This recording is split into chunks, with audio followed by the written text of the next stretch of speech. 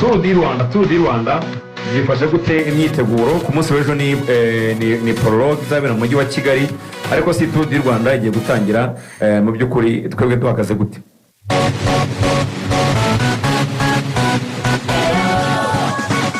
Amasaha arabarirwa ku ntoki ngo abakunzi b'umukino wo gusiganwa ku magare wongeye kwihera ijisho uburyohe bw'igare muri Tour du Rwanda 2025 muri irushanwa mpuzamahanga rigiye kuba ku nshuro ya 17.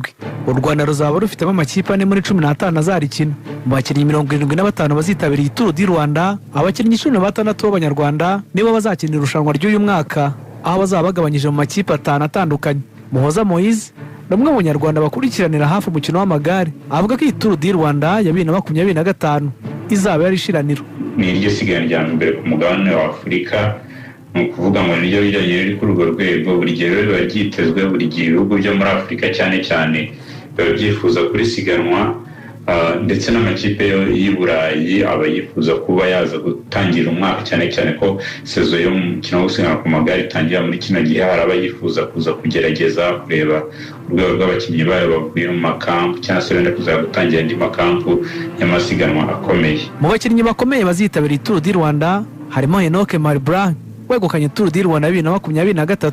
Ikipe ya Total Energy yo mu Bufaransa yitabaje abakinnyi bakomeye barimo n'abamenyereye Tour du Rwanda nka Thomas Bonnet, Fabien Dube na Lorenzo Manzini. Ni mu gihe Israel Premier Tech yo mu gihugu cya Israel kuri iyi nshuro izakinisha Enom Itaraman wegukanye uduce tubiri muri Tour du Rwanda ya 2024, ndetse ikinisha Samuel Coleman n'abandi. Tour du Rwanda ya 2025 igizwe n'ibirometero 840 n'ibice bitandatu, izaba igizwe n'uduce 8, aho agace karekare ari etape ya kabiri izava mu Rukomo mu karere ka Gicumbi yerekeza i Kayonza ku ntera y'ibirometero 158. Aha rero mu Rukomo abaturage bakoresha uyu muhanda bavuga ko bishimiye ko iyi Tour du Rwanda mu byo izabasigira harimo n'ibyashara. Bivuga ko rero natwe amahirwe nk'ayo turiteguye neza ko yabyaza umusaruro. Kwiyakirira iwacu twamaze kwakira ubusabe bwabo, so bivuga ngo rero twe twavuga ko igisobanuro cya Tour du Rwanda twamaze no kukibona mu bijyanye na business. Mu makipe azakina isiganwa ry'uyu mwaka harimo 2 yabigize umwuga, ariyo Israel Premier Tech yo muri Israel na Total Energy yo mu Bufaransa. Amakipe akina amarushanwa yo ku migabane ni ikipe ya Roto Dustin yo mu Bubiligi, Team Amani yo mu Rwanda, Bike Aid yo mu Budage, Development Team yo mu gihugu cy'Ubuholande, Java Innovatech yo mu Rwanda, May Stars yo mu Rwanda, ndetse n'ikipe muri Leta Zunze Ubumwe z'Abarabu. Kuri Muhoza Moise asanga irushanwa rizabamo no gutungurana cyane. Ni Tour du Rwanda ije uhabura amezi makeya ngo shampiyona y'isi ibe aho izaba mu kwezi kwa 9 ibera hano mu Rwanda. Ibyo rero nabyo hari indi maze bitanga, hari izindi mbaraga bitanga muri competition. Bivuze ngo hari amakipe nkanga y'Iburaya development adashobora kuvuga abakinnyi bayo batereka turebe dushobora kuzahagarira ibihugu byacu mu makipe y'abatanigeze imyaka 23, ndetse n'amakipe yo muri Afurika byo harimo abakinnyi benshi bazahagarira ibihugu byabo. Urebye ku bakinnyi ayo makipe yazanye nta bakinnyi bakomeye.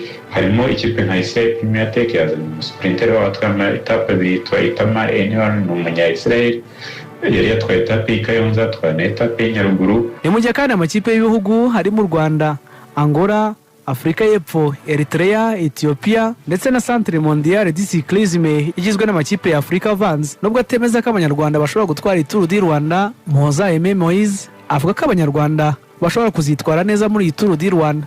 Abakinnyi 75 bazasigaye gutangira isiganwa, kuba ufitemo 16 ni benshi cyane, kuvuga barenze 1/5 cy'abazatangira isiganwa. Rero bazaba bagerageza kureba ko batwara etape, kugerageza kuza mu 10 ba mbere, nubwo ari ibintu bitoroshye. Na nterewe na nko hasi nzamuka mu makipe, hari ikipe ya May Stars navuga ko niri ku rwego rutari rwiza cyane. Urebye abakinnyi izatangirana harimo Ngendahayo Jeremy, mwashize yavuye mu isiganwa yanabaye disqualifié kubera gufata ku modoka. N'abandi bakinnyi ifite harimo Ruhumuriza n'umwana ukiri muto nubwo mbere yo gukina Tour du Rwanda, ntabwo ari ibintu bizaba byoroshye. Hakaza ikipe ya Java Innovatech igiye gukina umwaka wayo wa 2, ifite umukinnyi Amanizabaye Eric ufite experience muri Tour du Rwanda ndetse no kuwuza muri top 10 haba mu etape ndetse no kuri classement general yarabikoze. Ni umuzamu ukomeye, niwe uzaba bayoboye, niwe bagomba gufasha bakareba yuko hari igikomeye akora, ariko n'abandi bakinnyi bayo ni beza. Ikipe ya Mine avuga ko amakipe afitemo abanyarwanda ari imwe mu makipe izaba ihagaze neza cyane, kugira umukinnyi wa Moza Eric ndetse n'umukinnyi nka Niyonkuru Samuel usanzwe bahagaze neza, ariko by'umwihariko ikagiramo umukinnyi Charles Kagimu wabaye champion wa Afurika mu kusiganwa n'igihe inshuro ebyiri. Navuga ngo ni ikipe yo kwitega. Tukasoreza wenda ku ikipe y'igihugu, irimo abakinnyi bafite experience. Mugisha Moise afite experience nini muri Tour du Rwanda, akunda guhangana. Agace ka mbere ka Tour du Rwanda kazatangira ku cyumweru gahe kuri Stade Amahoro ku ntera y'ibirometero 4 abakinnyi basiganwa n'ibi. Agace ka kabiri kazaba kuwa mbere tariki ya 24 bava mu ruko mu karere ka Gicumbi berekeza i Kayonza ku ntera y'ibirometero 158. Agace ka gatatu kazakinwa kuwa kabiri tariki ya 25 Gashyantare bava i Kigali berekeza i Musanze ku ntera y'ibirometero 121. Agace ka kane kazakinwa kuwa gatatu bava i Musanze berekeza i Rubavu ku ntera y'ibirometero 102. Mu gihe agace ka gatanu kazakinwa kuwa kane bava i Rubavu bagana i Karongi ku ntera y'ibirometero 97. Agace ka gatandatu kazakinwa kuwa gatanu bava i Rusizi berekeza i Huye ku ntera y'ibirometero 143. Ni mu gihe agace ka karindwi kazakinwa kuwa gatandatu berekeza kuri Canal Olympia ku ntera y'ibirometero 114.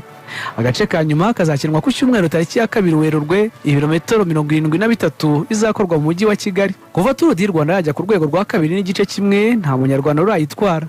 Mugisha Moise niwe munyarwanda rukumbi umaze kwegukana agace ka Tour du Rwanda kuva yajya kuri uru rwego, ndetse ni nawe uyoboye Team Rwanda. Ese uyu waba ari wo mwaka w'abanyarwanda mu gutwara Tour du Rwanda? Arabera hari muri iri rushanwa ngizakumara ayo matsiko yose. Jeni Olivier Tuyishimire, intumwa ya Radio Rwanda i Kigali. Urashyushye muze twitabe twese.